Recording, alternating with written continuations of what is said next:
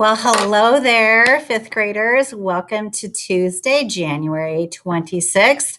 We are starting one of my favorite novel studies, Hatchet, today. So, our critical content for today and our objective is to just introduce Hatchet to you, the novel.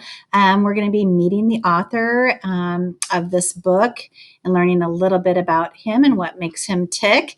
And then today we are going to identify events in the first two chapters and see how Brian, the main character, responds to challenges. Alrighty, so on our performance scale, we are doing standard RL2, reading literature 2, and we're going to be focusing on the 2 part of the scale where we are really going to be honing in on characters' response to challenges in the story. So this book is about survival. And Brian faces a tremendous amount of challenges throughout this book. And we're going to see what he does to respond to those and how he thinks through and problem solves those. So let's meet the author, Gary Paulsen. So this is what he looks like. Gary Paulsen was born in 1939 in Minneapolis, Minnesota. He ran away from home at the age of 14 to travel with a carnival. He began writing for a living many years and jobs later, and he published numerous articles and books for adults before writing his first book for young people. Now he writes books that he'd want to read if he were a kid. All of his books he has written, Hatchet is one of his favorite. He says, quote, "It struck some nerve that I still don't understand." Okay, so he's just really resonated with this book. Gary Paulsen researches his books very carefully and thoroughly. He calls this research personal inspection at zero altitude. Whenever possible, he tries to experience firsthand the challenges his characters face so that he can make his writing vivid and real. So look at his background. So he's out in the woods, just like Brian's going to be for most of the book. Okay, so when he was young, Paulsen was not a good reader. He even flunked the 9th grade. One cold night, he went into the local public library just to get warm. When the librarian asked if he would like a library card, Paulsen said, "The most astonishing thing happened. This silly little card with my name on it gave me an identity I had not had. I felt I had become somebody." Over the next 2 years, the librarian gave Paulsen many kinds of books to read. He's been hooked on reading ever since. Okay, so in the book, this story, and I don't want to give away too much of the book, but I'll just kind of read the back of our novel to you, which is hopefully you all have a copy of this. I know my classes all have a copy, whether they got one from me and picked it up at school or their parents bought it on Amazon. It's like $6.17 on Amazon. Much easier to go through a novel study when you actually have the novel in front of you. So the back of the book talks about this. It says 13-year-old Brian Robertson is on his way to visit his father when the single-engine plane in which he is flying crashes. Suddenly, Brian finds himself alone in the Canadian wilderness with nothing but a tattered windbreaker and the hatchet his mother gave him as a present, and the dreadful secret that has been tearing him apart since his parents' divorce. But now Brian has no time for anger, self-pity, or despair. It will take all his know-how and determination and more courage than he knew he ever possessed to survive. All right, so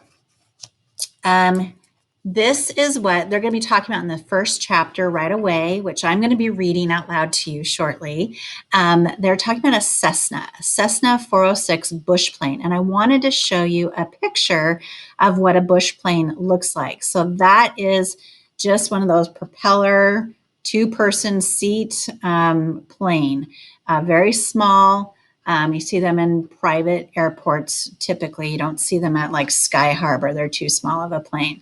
And then this is what inside the cockpit looks like. So you have the pilot seat and the co-pilot seat. That's why there are two steering columns on there. And there's all these gauges and switches and levers and all kinds of things. So I wanted you to really have that visual before we start reading so you can have that in mind. Also, this is kind of what it looks like from the co-pilot seat looking out the window on this sea of green trees. You'll hear that verbiage in the novel once I start reading that. So this is kind of flying low, actually, because you can actually really make out individual trees, but Brian ends up much, much higher in the airplane. And then this is sort of kind of where a lot of the story will take place, beside a lake out in the wilderness. So that just kind of gives you that little mental picture of what that's going to look like. Okay, so while I read out loud chapters 1 and 2, I want you to be thinking about some things as I read, okay? The characters you're going to be introduced to, that's one thing I want you to take note of. Think about all the people you're going to meet at the very beginning of the novel, and Brian is the main character, okay? I want you to think about the word choice and the repetition that the author uses, okay? He uses a lot of figurative language in his book as well, but he uses one of the patterns of figurative language is repetition, and he uses that a lot. And why do you think he does that? I want you to be able to visualize the setting. I want you to, as I read, I want you to kind of play that mental movie in your head and really visualize what you see, what you hear, what you're thinking, what you're smelling, all that stuff. And then I want you to think about what is the challenge Brian faces and how does he respond to it? So a challenge is like a problem, okay? So a challenge is some kind of a problem that the character is facing. And then the response is, what do they do about it? What do they say? What do they do? What actions do they do to respond to the problem in order to try to solve the problem? Okay, so we're going to be doing a lot with character response to challenges over the next couple of days. Alrighty, so I'm going to actually back it up here if I can, because we're not going to go right into that yet. So I'm going to hang out on this slide while I read. So if you have your books at home, I want you to go ahead and get those right now. And I want you to open up to the first page, page number 1. And I would like for you to follow along with me as I read, just like you were in the classroom. Okay? So hopefully you have a book to follow along. Otherwise, just listen intently. Okay? Brian Robeson stared out the window of a small plane at the endless green northern wilderness below. It was a small plane, a Cessna 406, a bush plane, and the engine was so loud, so roaring and consuming and loud that it ruined any chance for conversation. Not that he had much to say. He was 13, and the only passenger on the plane was a pilot named, what was his name? Jim or Jake or something, who was in his mid 40s and who had been silent as he worked to prepare for takeoff. In fact, since Brian had come to the small airport in Hampton, New York to meet the plane, driven by his mother, the pilot had only spoken 5 words to him. Get in the co-pilot seat, which Brian had done. Then had taken off, and that was the last of the conversation. There had been the initial excitement, of course. He had never flown in a single engine plane before, and to be sitting in the co-pilot seat with all the controls right there in front of him, all the instruments in his face as the plane clawed for altitude, jerking and sliding on the wind currents as the pilot took off, had been interesting and exciting. Notice that phrase that the author uses, clawed for altitude. What does that mentally make you think of? kind of a plane with arms and claws, like he's climbing up. Okay, so that's personification, because that is making the plane seem like it's alive. So he uses a lot of figurative language. So there's one right there. But in 5 minutes, they had leveled off at 6,000 feet and headed northwest. And from then on, the pilot had been silent, staring out the front, and the drone of the engine had been all that was left. The drone and the sea of green trees that lay before the plane's nose and flowed to the horizon, spread with lakes, swamps, and wandering streams and rivers. Now Brian sat, looking out the window with the roar thundering through his ears, and tried to catalog what had led up to his taking this flight. The thinking started. Always it started with a single word: divorce. It was an ugly word, he thought, a tearing, ugly word that meant fights and yelling, lawyers.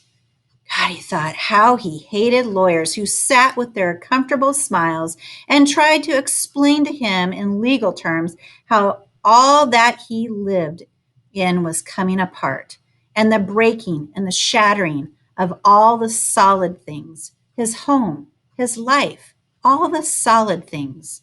Divorce, a breaking word, an ugly breaking word. Divorce.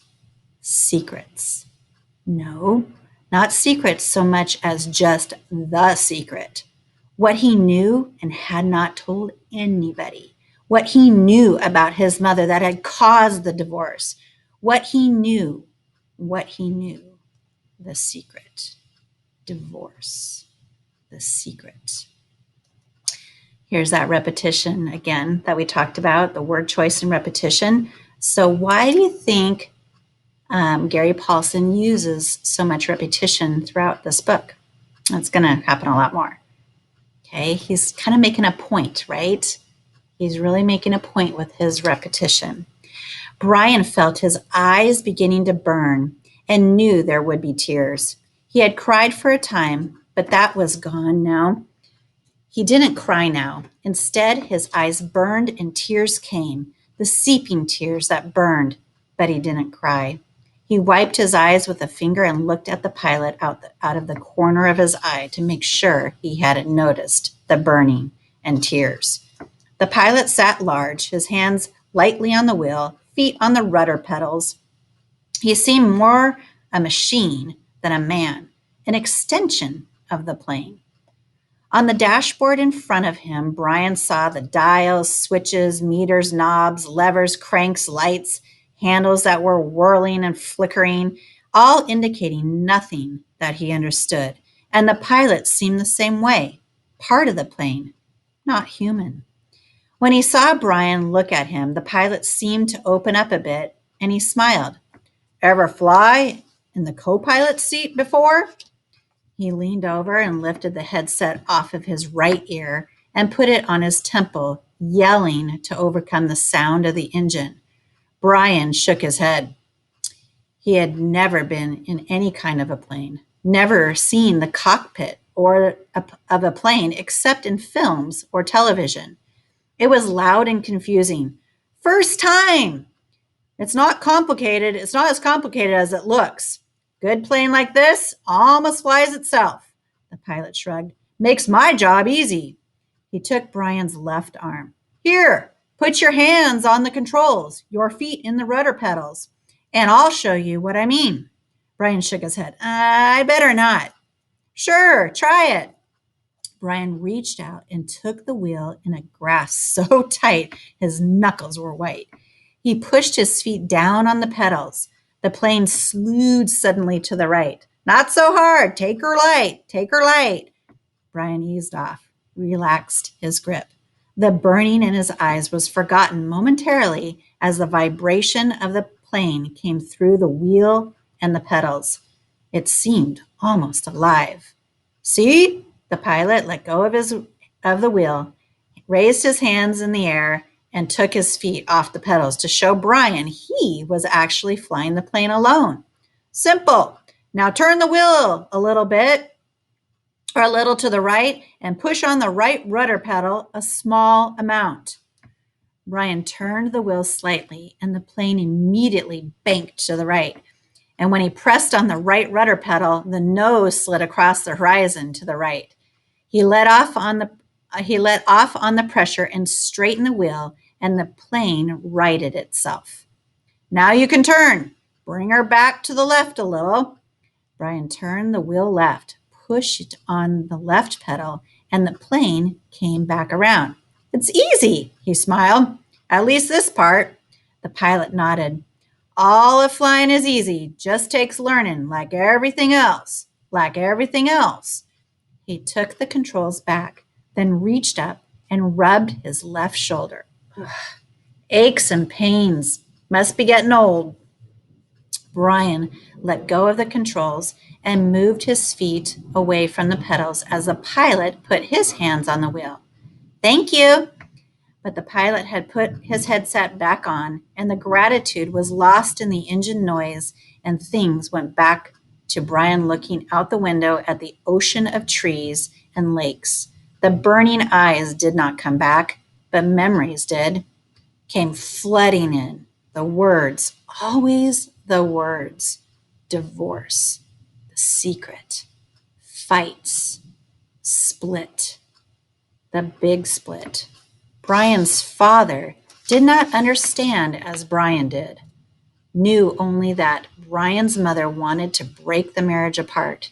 The split had come, and then the divorce, all so fast, and the court had left him with his mother except for summers and what the judge called visitation rights. So formal. Brian hated judges as he hated lawyers. Judges that leaned over the bench and asked Brian if he understood where he was to live and why. Judges with the caring look that meant nothing, as lawyers said legal phrases that meant nothing. In the summer, Brian would live with his father. In the school year, with his mother. That's what the judge said after looking at papers on his desk and listening to the lawyers talk. Talk. Words. Now the plane lurched slightly to the right, and Brian looked at the pilot. He was rubbing his shoulder again, and there was a sudden smell of body gas in the plane. Brian turned back to avoid embarrassing the pilot, who was obviously in some discomfort. Must have stomach problems or troubles. So this first summer, when he was allowed to have visitation rights with his father, with the divorce only a month old, Brian was headed north. His father was a mechanical engineer who had designed or invented a new drill bit for an oil drilling, a self-cleaning, self-sharpening bit. He was working in the oil fields of Canada, up on the tree line where the tundra started and the forests ended. Brian was riding up from New York with some drilling equipment. It was lashed down in the rear of the plane next to a fabric bag in the pilot bag the pilot had called a survival pack, which had emergency supplies in case they had to make an emergency landing that led to be specially made in the city, riding in the bush plane with a pilot named Jim or Jake or something who had turned out to be an all right guy, letting him fly and all, except for the smell. Now there was a constant odor, and Brian took another look at the pilot, found him rubbing the shoulder and down the arm now, the left arm, letting out more gas and wincing. Probably something he ate, Brian thought. His mother had driven him from the city to meet the plane at Hampton, where it came to pick up the drilling equipment. A drive in silence, a long drive in silence. 2.5 hours of sitting in the car, staring out the window of the plane. Once, after an hour, they were out of the city. She turned to him. Look, can't we talk this over? Can't we talk this out? Can't you tell me what's bothering you? And there were the words again. divorce, split, the secret. How could he tell her what he knew? So he had remained silent, shook his head, and continued to stare unseeingly at the countryside, and his mother had gone back to driving only to speak to him one more time when they were close to Hampton. She reached over the back of the seat and brought up a paper sack. I got you something for the trip. Brian took the sack and opened it up. Inside there was a hatchet, the kind with the steel handle and the rubber hand grip. The head was in a stout leather case that had a brass riveted belt loop. It goes on your belt, his mother spoke now without looking at him. There were some farm trucks on the road now, and she had to weave through them and watch traffic. The man at the store said you could use it, in the woods with your father. Dad, he thought, not my father, my dad.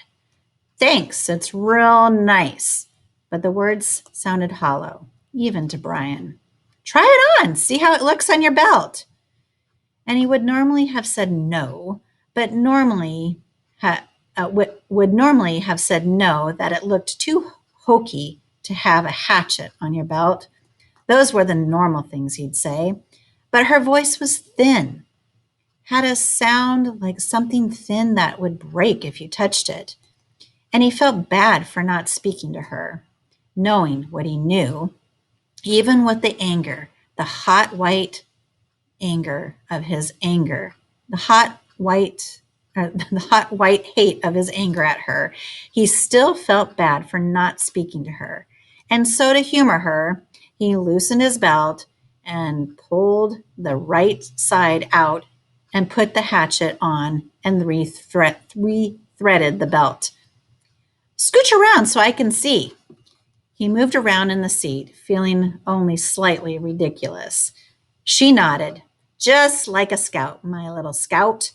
And there was the tenderness in her voice that she had when he was small, the tenderness that she had when he was small and sick with a cold. And she put her hand on his forehead, and the burning came into his eyes again, and he had to turn away from her and look out the window, forgotten the hatchet on his belt, and so arrived at the plane with the hatchet still on his belt.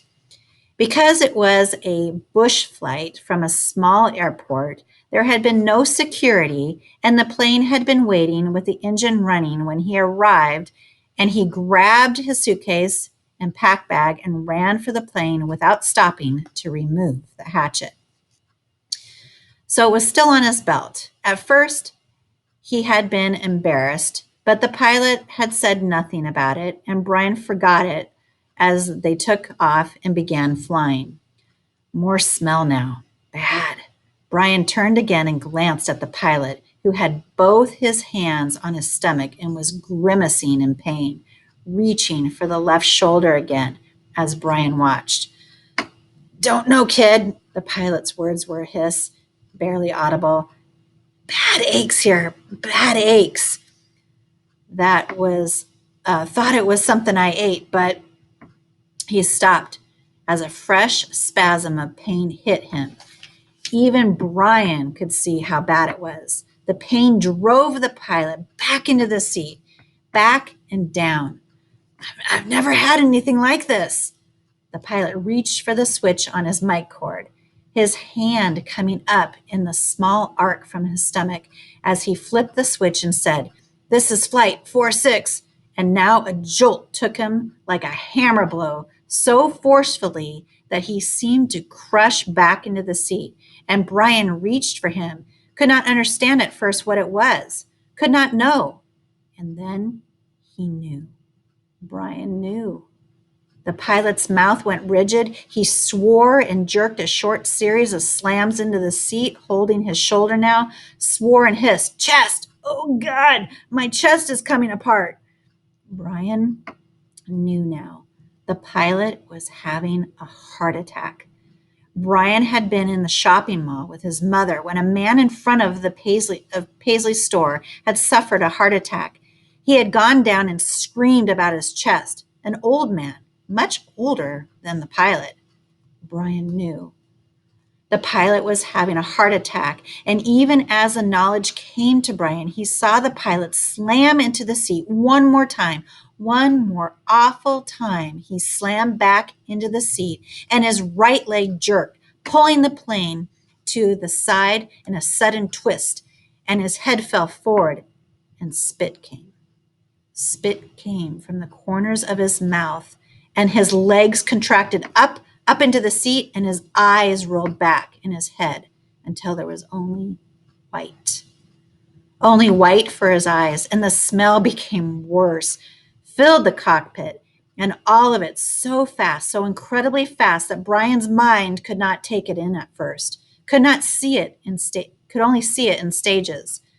The pilot had been talking just a moment ago, complaining of the pain. He had been talking. Then the jolts had come. The jolts that took the pilot back had come, and now Brian sat there with a strange feeling of silence in the thrumming roar of the engine, a strange feeling of silence and being alone. Brian was stopped. He was stopped. Inside, he was stopped. He could not think past what he saw, what he felt. All was stopped. Do you know what Brian's going through right now? Shock. That's shock. When you just kind of freeze and like everything seems to be happening in like slow motion and you're just stopped. That's when someone's kind of going into shock. And usually that happens when you witness something pretty dramatic. So if you were in class with me right now, I would be telling you a couple of little stories where I witnessed something traumatic, slightly, where it kind of put me in a little bit of shock. So anyhow, the very core of him, the very center of Brian Robinson, was stopped and stricken with a white flash of horror, a terror so intense that his breathing, his thinking, and nearly his heart had stopped. Stopped. Seconds passed. Seconds that became all of his life. And he began to know what he was seeing, began to understand what he saw, and what was worse, so much worse, that he wanted to make his mind freeze again. He was sitting in a bush plane roaring 7,000 feet above the northern wilderness with a pilot who had suffered a massive heart attack and who was either dead or in something close to a coma. He was alone. In the roaring plane with no pilot, he was alone. Alone. Chapter 2. For a time that he could not understand, Brian could do nothing. Even after his mind began working and he could see what had happened, he could do nothing. It was as if his hands and arms were lead. Now, if you know anything about lead, boys and girls, lead is extremely heavy. So if you're feeling like your arms or legs are like lead, okay, that is kind of figurative language for meaning that you're just so heavy you can't move. If you've ever had a bad dream and you were trying to run and you couldn't run and you just seemed heavy, like you couldn't even lift your legs to run, that's how Brian's feeling. He is feeling like his legs and arms are like lead, like he just can't even move. Then he looked for ways for it not to have happened. So now he's hitting denial. Be asleep, his mind screamed at the pilot. Just be asleep, and your eyes will open now, and your hands will take the controls, and your feet will move the pedals. But it did not happen. The pilot did not move, except for his head rolled on a neck impossibly loose as the plane hit a small bit of turbulence. The plane. Somehow the plane was still flying. Seconds had passed, nearly a minute, and the plane flew on as if nothing had happened. And he had to do something, but he didn't know what. Help! He had to help. He stretched one hand toward the pilot, saw that his fingers were trembling, kind of like this, and touched the pilot on the chest. He did not know what to do. He knew there were procedures that you could do mouth to mouth on victims of heart attacks and push their chests, CPR, but he did not know how to do it, and in any case, could not do it with the pilot, who was sitting up in a seat and still strapped in with his seatbelt. So he touched the pilot with the tips of his fingers, touched him on the chest, and could feel nothing. No heartbeat, no rise and fall of breathing, which meant that the pilot was most certainly dead. Please, Brian said. Please, Brian said, but did not know what or who to ask. Please. The plane lurched again. It hit more turbulence, and Brian felt the nose drop. It did not dive, but the nose went down slightly, and the down angle increased the speed. And he knew at this angle, this slight angle down, he would ultimately fly into the trees. He could see them ahead on the horizon, where before he could only see sky. He had to fly it somehow, had to fly the plane, had to help himself. The pilot was gone beyond anything he could do. He had to try and fly the plane. He turned back in the seat facing the front and put his hands, still trembling, on the control wheel, his feet gently on the rudder pedals. He pulled back on the stick to raise the plane. He knew that from reading. You always pull back on the wheel. He gave it a tug. It slid back toward him easily, too easily. The plane, with increased speed from the tilt down, swooped eagerly up and drove Brian's stomach down. Kind of like being on a roller coaster. You know how your stomach does that? That's the sensation Brian's feeling right now. Let's see here. He pushed the wheel back in, went too far this time, and the plane's nose went below the horizon, and the engine speed increased with the shallow dive. Too much. He pulled back again, more gently this time, and the nose floated up again. Too far, but not as violently as before. Then down a bit too much, and then up again as before. Then down a bit too much, and up again very easily. And the front of the engine cowling settled. When he had it aimed at the horizon and it seemed to be steady, he held the wheel where it was, let out his breath, which he had been holding all this time, and tried to think what to do next. It was clear. It was a clear blue sky day with fluffy bits of clouds here and there, and he looked out the window for a moment, hoping to see something, a town, a village, but there was nothing, just the green of the trees, endless green, and lakes scattered more and more thickly as the plane flew. Where? He was flying, but did not know where. He had no idea where he was going. He looked at the dashboard of the plane, studied the dials, and hoped to get some help, hoped to find a compass.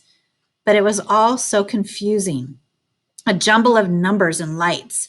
One lighted display in the top center of the dashboard said the number 342.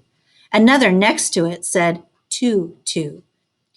Down beneath were dials with lines that seemed to indicate what the winds were doing, tipping or moving, and one dial with a needle pointing to the number 70, which he only thought, might be the altimeter, the device that told him the height above ground or above sea level.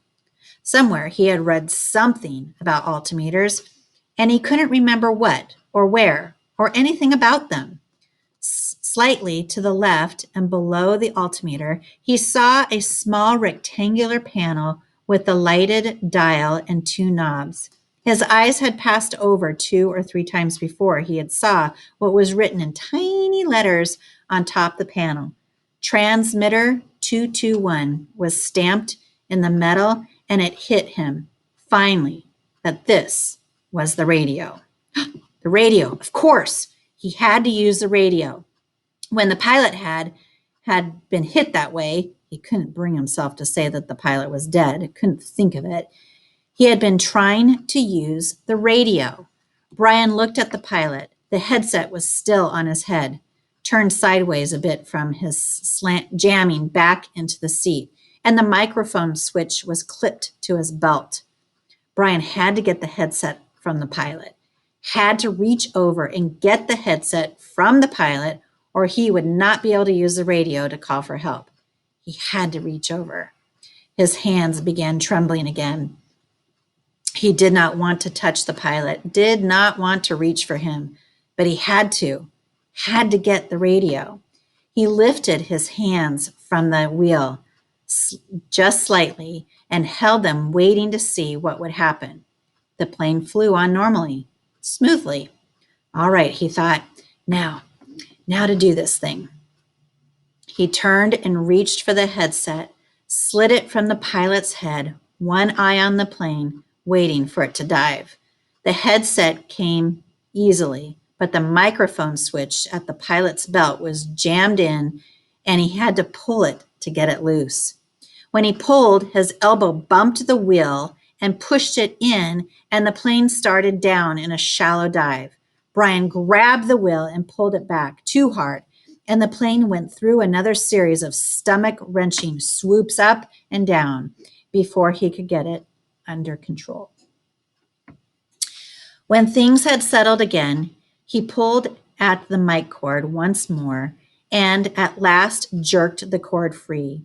It took him another second or two to place the headset on his own head and position the small microphone tube in front of his mouth. He had seen the pilot use it, had seen him depress the switch at his belt. So Brian pushed the switch in and blew into the mic. He heard the sound of his breath in the headset. Hello? Is anybody listening on this? Hello? He repeated it 2 or 3 times and then waited, but nothing except his own breathing. Panic came then. He had been afraid, had been stopped with the terror of what was happening, but now panic came, and he began to scream in the microphone, scream over and over, help! Somebody help me! I'm in this plane, and I don't know. And he started crying with the screams, crying and slamming his hands against the wheel of the plane, causing it to jerk down, then back up. But again, he heard nothing but the sound of his own sobs in the microphone, his own screams mocking him, coming back into his ears. The microphone, awareness cut into him. He had used a CB radio in his uncle's pickup once. You had to turn the mic switch off to hear anybody else. He reached to his belt and released the switch. For a second, all he heard was the whoosh of the empty airwaves. Then, through the noise and static, he heard a voice.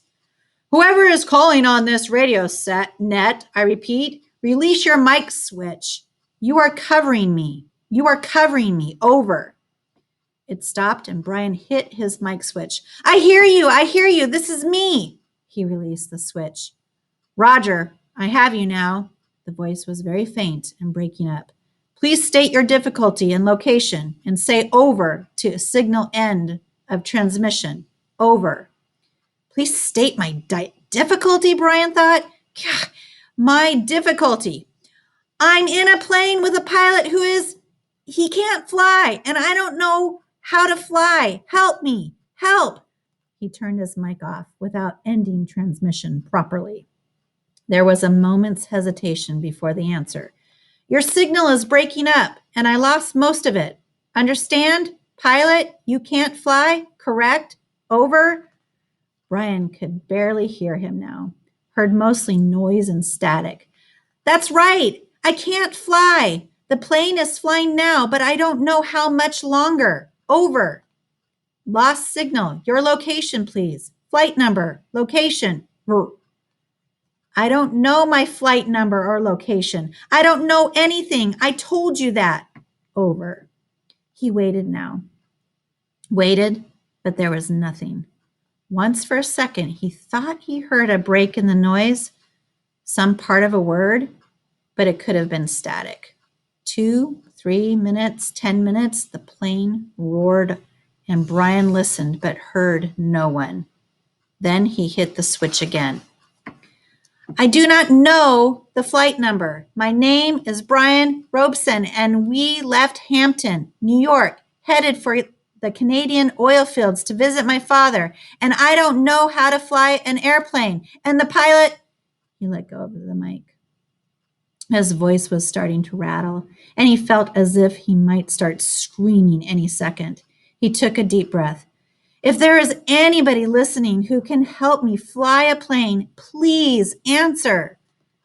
Again, he released the mic, but heard nothing but the hissing of noise in the headset. After half an hour of listening and repeating the cry for help, he tore the headset off in frustration and threw it to the floor. It all seemed hopeless. Even if he did get somebody, what could anybody do? Tell him to be careful? Also hopeless. He tried to figure out the dials again. He thought he might know which was speed. It was the lighted number that read 160. But he didn't know if that was actual miles an hour or kilometers, or if it just meant how fast the plane was moving through the air and not over the ground. He knew airspeed was different from ground speed, but not by how much. Parts of books he had read about flying came to him.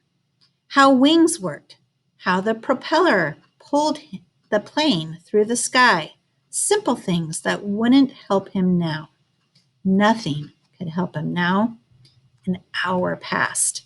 He picked up the headset and tried again. It was, he knew, in the end, all he had. But there was no answer.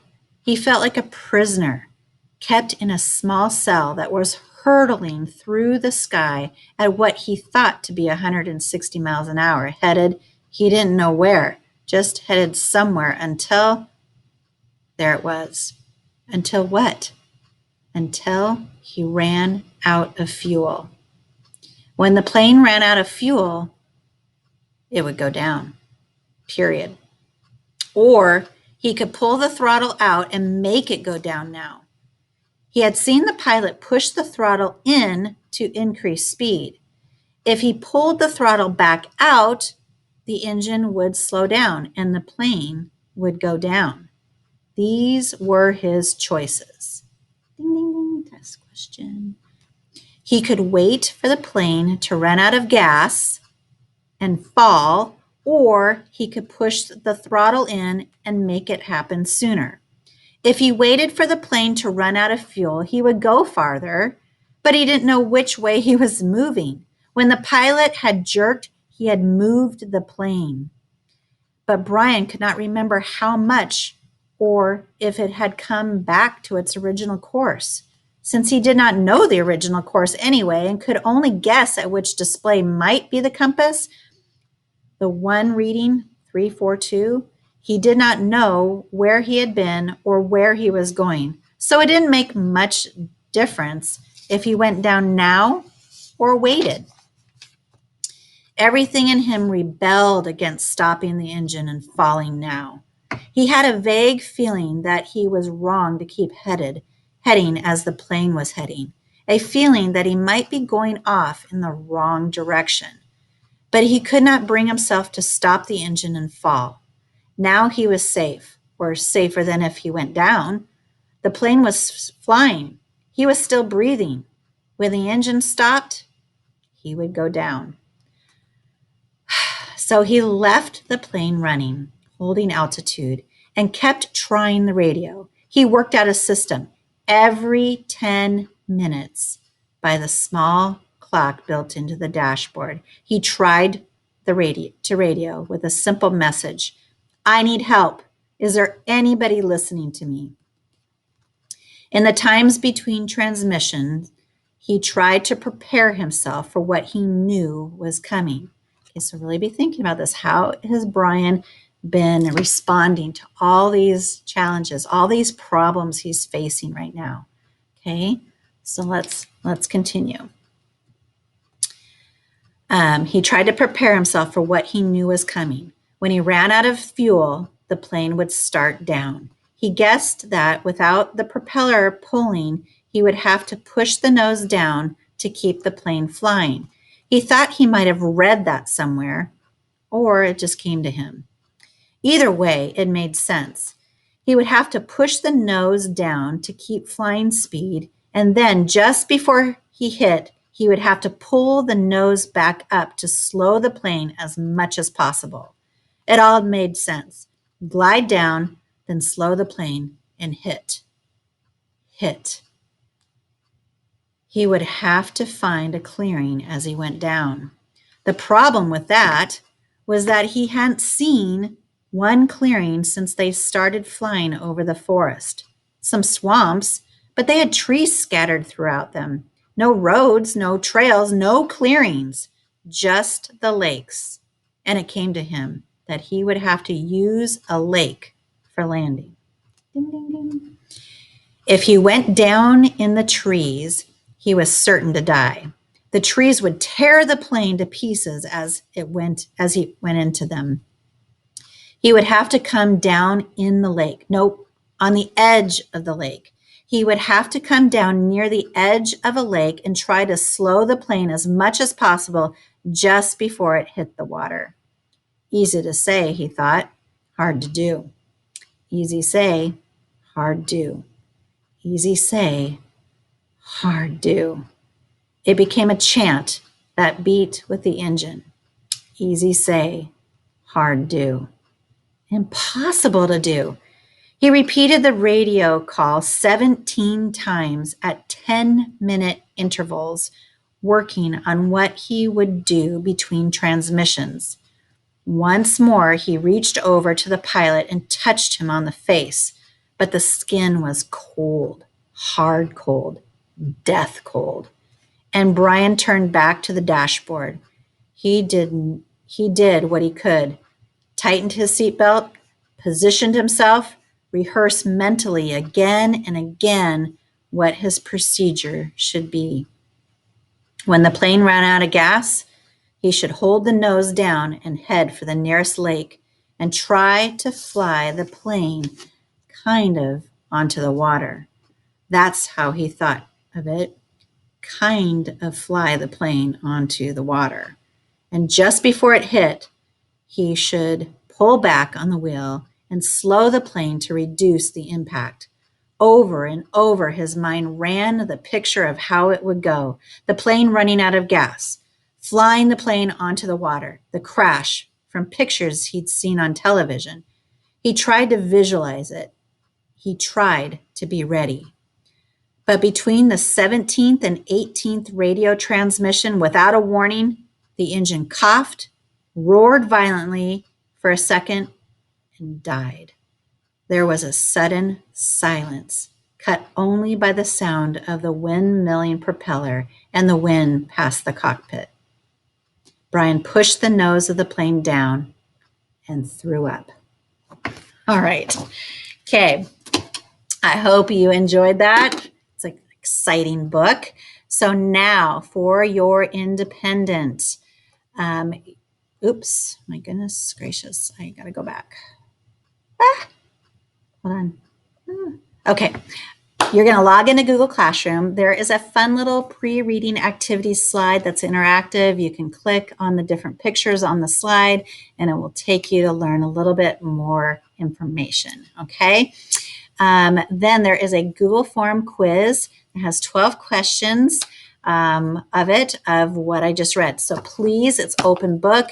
Use your book to answer your questions and have a super fantastic day. We'll see you later. Bye-bye.